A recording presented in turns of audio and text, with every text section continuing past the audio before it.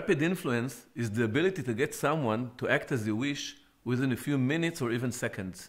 Take this man, for example. Perhaps we can't get him to pick today of all days to love life. But can he give up the idea of jumping now? Think of a meeting or online chat with a client. Sometimes you only have a chance to say or write just 2 sentences. What would convince somebody in just 2 sentences? To achieve just this, I developed the rapid influence model.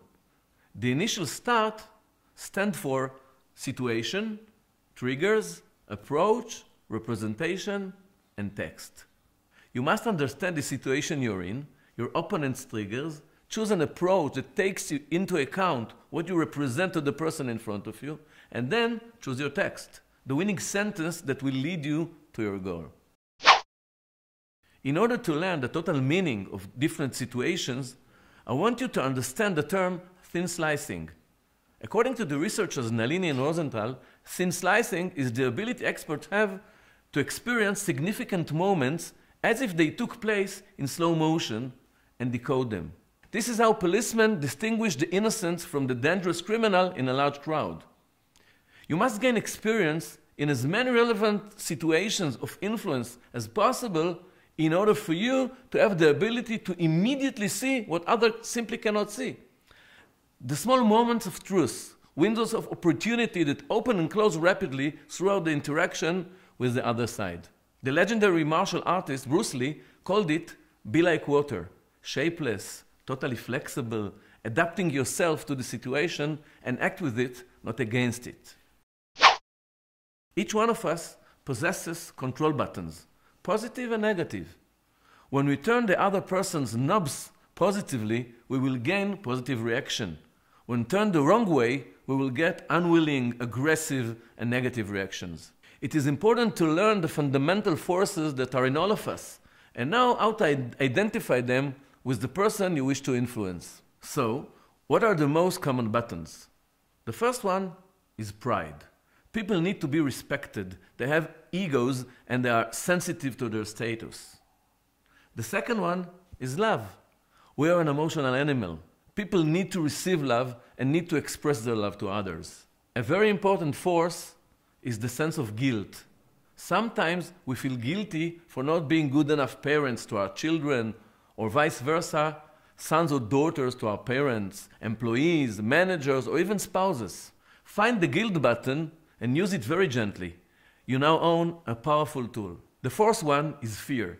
This ancient evolutionary mechanism guides and protects us along the human history. The last basic button is the simplest of all: greed. The humankind is never satisfied with what they have. Sociologist Eric Berne referred to interaction between people as a reciprocal transaction which occurs between 2 parties that are playing a communication game. The positions and roles are defined as part of the relationship and could be predicted in advance according to a certain pattern. According to Berne, in every situation we play one of 3 roles of communication: the child, the adult, and the parent. Children are usually viewed as spontaneous, lack responsibility, creative, and open.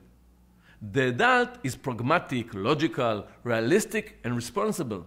The parent is the disciplinary protective role and at times scolds in order to put the other side in line.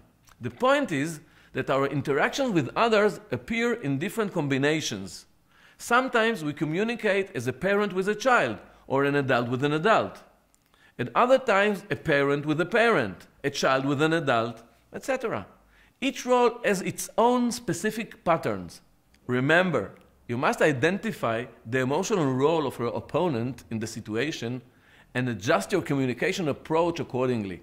In other words, if your client is patronizing and condescending, perhaps you should try to sway them by playing the role of the child, or completely different by appearing as the compatible adult in order to communicate with them at eye level. Human beings determine their perceptions about each other quite quickly. Show almost anybody an image of Oprah Winfrey, for example, and it will immediately provoke very specific associations with each one of us. For most of us, Oprah represents feminine strength, philanthropy, and she's a symbol of a self-made person. On the other hand, If I show you a picture of Mahmoud Ahmadinejad, the president of Iran, for many of us, his image will provoke feelings of hatred, radicalism, and darkness. Stop for a moment and consider how your customer sees you. What do you represent for him? Does he consider you as his true partner or a greedy shark? Over time, you should strive to build the right image for yourself and justify it with day-to-day actions, not just words. In the Bible, the book of Proverbs says, "Death and life are in the power of the tongue," meaning that the results you will get depends very much on the words you choose to use. We know today that some words have more power and strength than others. We are programmed to respond more strongly to certain words than others. People love to hear their names, along with other winning words such as you, gain, new, saving, benefits, best, the last word, technological, green, friendly, useful, practical, profitable, reliable, without any risk, and many more. When you build your winning text, remember to use these words and you'll be impressed by their power. A few months ago, I was in a meeting at a fashion designer's boutique in Tel Aviv. Suddenly, a couple with a cute little baby entered the store, trying to find a nice evening dress for the lady. After a few minutes, the baby lost her patience and started to cry, and the husband didn't deal with her properly. The experienced salesman understood that he's about to lose his sale, approached the husband and said to him only one sentence, meaning to his wife, "She doesn't want a dress, she wants your attention." That single sentence was enough. The guy took his baby, calmed her, and his wife got the 5 minutes she needed to spend the $1,000 in that store. All this is rapid influence. If you watch it until now, I hope that you agree that it is the last word in persuading techniques. Please feel free to share it with your friends and colleagues. I'm sure they would love to gain it as well.